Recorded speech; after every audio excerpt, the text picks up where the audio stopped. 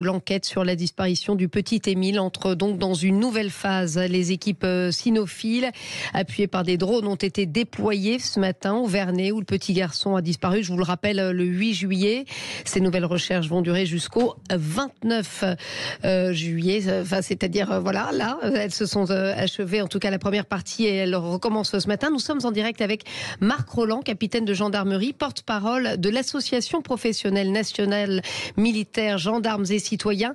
Bonjour Marc Rolland, merci d'être avec nous. En quoi consiste cette nouvelle phase de recherche ? On s'inscrit toujours dans la recherche active et opérationnelle sur le terrain de notre petit Émile, avec des moyens toujours abondants, en l'espèce une nouvelle fois l'engagement de chiens spécialisés dans la recherche de restes humains, osons le mot, dans la recherche de corps en décomposition malheureusement.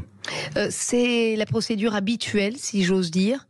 Disons que c'est une chose cohérente. On a engagé à 2 reprises déjà des chiens de recherche, des chiens de piste, avec des chiens issus, je dirais, du cadre commun, puis nos chiens Saint-Hubert, qui présentent des capacités olfactives supérieures, qui ont été engagés en seconde vague.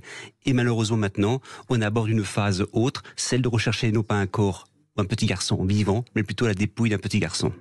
C'était pas le cas du tout avant ? Avant, les chiens recherchaient la vie. Oui. On recherchait quelqu'un de vivant, quelqu'un d'égaré. Aujourd'hui, malheureusement, l'hypothèse qui est retenue à ce stade des investigations sur le terrain, c'est celui de rechercher quelqu'un, malheureusement, de décédé.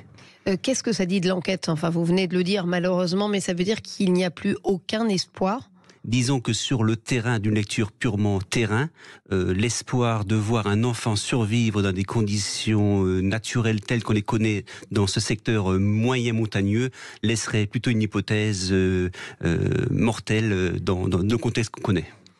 Par rapport aux recherches qui ont été engagées auparavant, il y a eu plusieurs phases, bien évidemment, dont la troisième qui s'était achevée le 29 juillet, d'où la petite erreur de date tout à l'heure.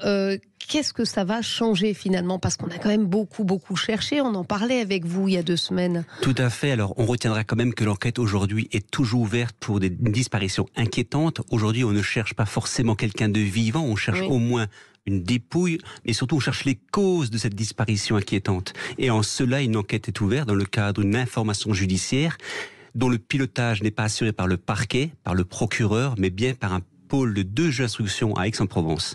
Les moyens sont importants, les moyens judiciaires, les moyens matériels sont présents, s'organisent dans la durée pour une seule hypothèse, celle de retrouver des éléments probants pour identifier ou découvrir ce petit garçon. Où est-il ?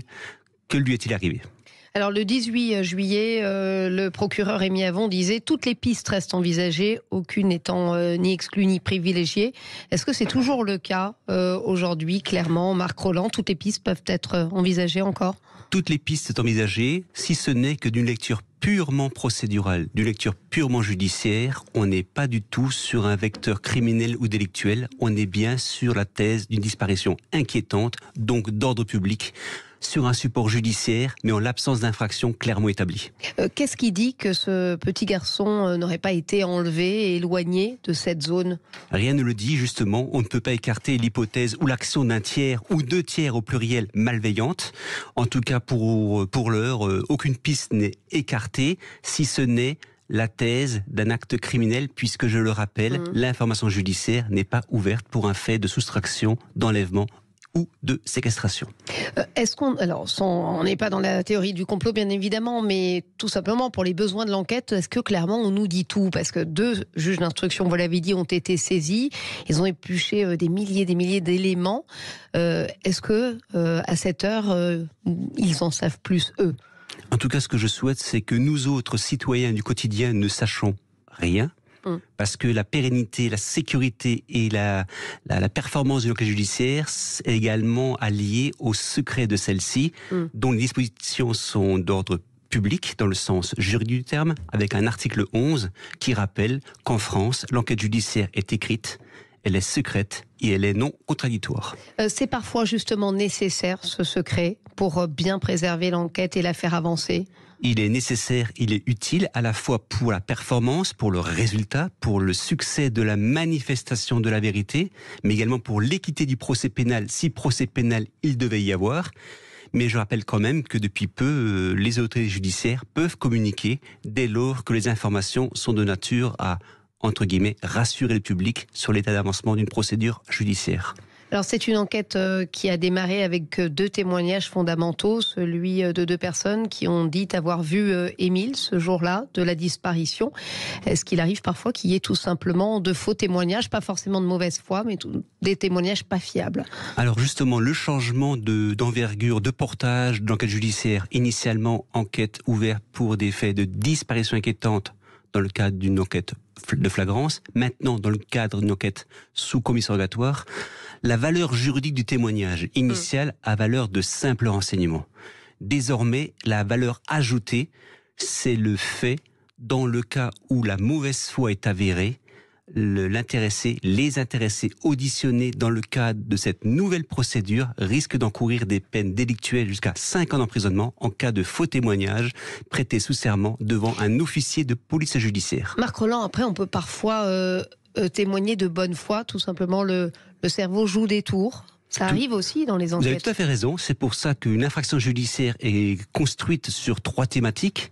Un élément légal, ce que la loi prévoit, ce que la loi interdit, un élément matériel, ce que vous faites par omission ou commission, et un élément moral, c'est l'accident, c'est l'erreur, c'est l'excuse qui fait qu'on a voulu faire ou ne pas faire, intentionnellement ou pas intentionnellement, une infraction.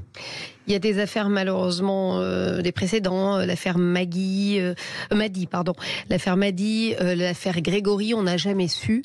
Est-ce que on suit ce chemin-là, selon vous? Écoutez, moi j'ai bon espoir avec la performance des moyens techniques, des outils scientifiques et des formations humaines et individuelles des enquêteurs, à ce qu'on arrive tout de même à une hypothèse, je dirais, la moins défavorable possible. Dans le temps, on travaille avec des outils de l'époque. Et je rappelle quand même que tous ces dossiers malheureux que vous venez d'évoquer sont toujours exploités dans le cas de procédures toujours ouvertes et en cours. Merci beaucoup, capitaine Marc Rolland, capitaine de gendarmerie, porte-parole de l'association professionnelle nationale militaire gendarmes et citoyens. Merci d'avoir été avec nous.